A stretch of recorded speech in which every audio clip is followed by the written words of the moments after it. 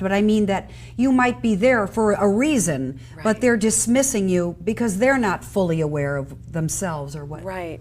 But what you can do in situations like that, if you feel that you have a friend who does not value you, is to pull back your energy and still hold them in light and love and ask God to heal the relationship to how it's meant to be, so that the communication can improve, that there may be forgiveness, healing, greater understanding between the two of you.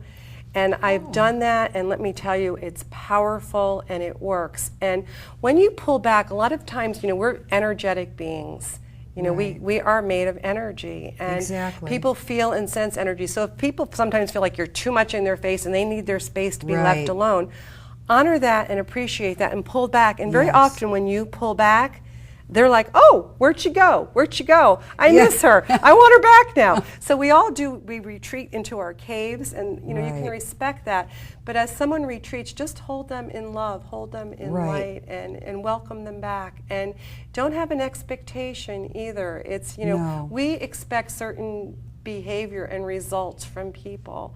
And we have self-responsibility. We only need to worry about how are we behaving? How are we coming across? Are we coming across with love? Are we coming across with forgiveness? Are we coming across with understanding? Or are we being critical, judgmental, non-appreciative? And we have to take a look at the dialogue and the way that we're communicating with others. Right, and I agree fully with you about all of that, because in my profession I'm dealing with young people all the time, and I'm always aware of how I speak to them and try to nurture them, and I try to carry that on throughout my entire life as well. But everyone is not as appreciative or doesn't take it in or pushes you away or whatever, and I don't try to focus on that, but being mindful of things, I see it and feel it. And in terms of how we can get to our mindfulness, we have to step aside from the hustle and bustle of our life and really just take time to be with yourself and sit with yourself, just like you said. And people, even though we talk a lot about becoming activists in our community, we need to be an activist within ourselves with our spiritual relationship. And so you briefly stated a little while ago that you had something happen to you that transformed yourself. And I would really like you to tell our audience about that. Sure. I wasn't always such a strong believer and didn't have strong faith. And my dad had passed, and when he had passed suddenly and unexpectedly, and I was very angry with him, and it was a very estranged relationship. And when I was grieving, but alert enough not that I wasn't coherent, I had a visitation, and as I was crying out in my bedroom and just saying, Dad, why didn't I forgive you? What happened? Yada, yada, yada. I had this beautiful energy, loving presence that hugged me and wrapped me, and it just bolted me. I was like, whoa, what the heck was that? And I jumped out of bed, and when I jumped out of bed, I just remember that I became such a seeker of knowledge, because I knew at that moment that we did not cease to exist and that our lives did go on, and I didn't care who believed me. I felt like I witnessed truth for the first time in my life. And I became a passionate seeker of knowledge. I wanted to know, what is this thing called God? Who is God? Why am I here? What is the meaning to my life? Where am I going when I pass?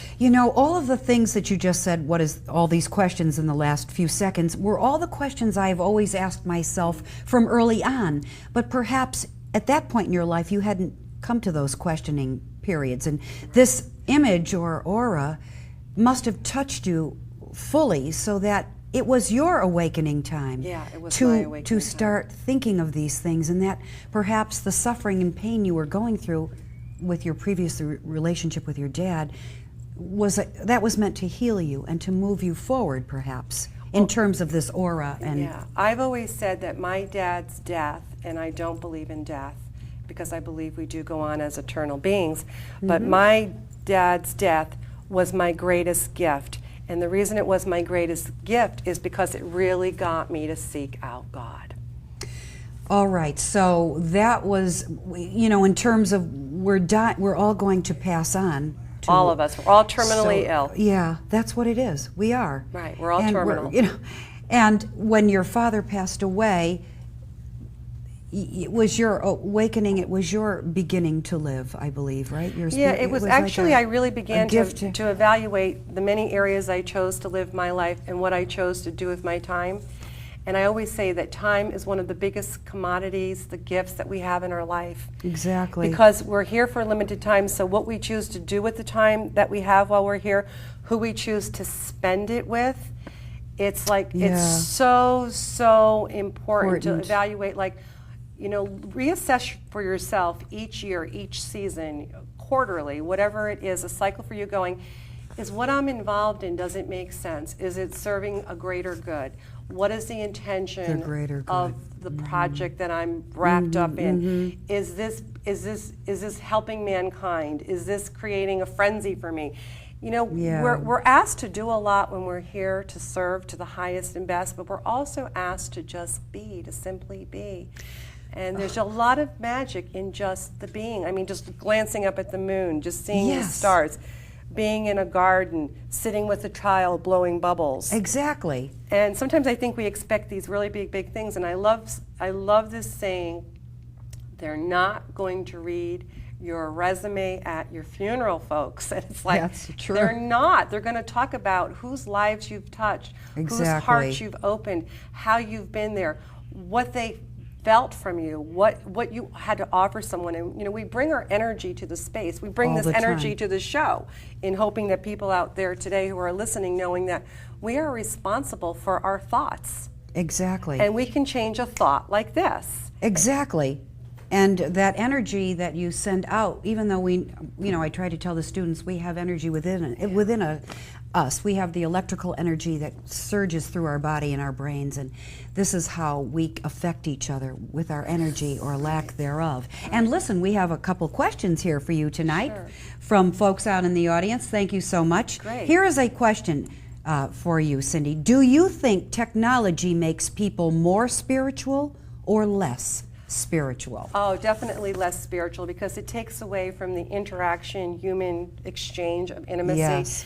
You know, it's so interesting. Like when you get an email, you can read an email and perceive something altogether different through the writing versus when someone speaks it to you.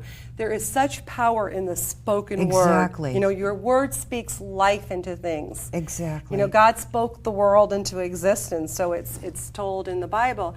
And it's like, to me, technology, the beauty is it's so fast, it's so quick, but there's also a disconnection of feeling the energy behind the writing. Exactly, and for me, that's why I think I wanted to teach, because I knew that I would be connecting. You can look into their eyes, you're right there, your voice is coming out, it's energizing students or people in your life, and that's the intimacy that I want. And everybody doesn't want that. Right. You try to share that with people in your lives or your students or your family and friends, and you seem to connect with people that are like-minded, that seem to be like you, that you can click with right away, and others it's like a job trying to relate to them for some reason. And I'm not trying to look at life that way, but I can feel it around me, where I can quickly talk to you and we seem to like just be able to speak with each other from our heart and our spirit. And so technology takes that away. How would you like to go out to dinner? Let's say we're out to dinner and we're having this wonderful conversation. At the next table are two people like ourselves. Each has a laptop in front of them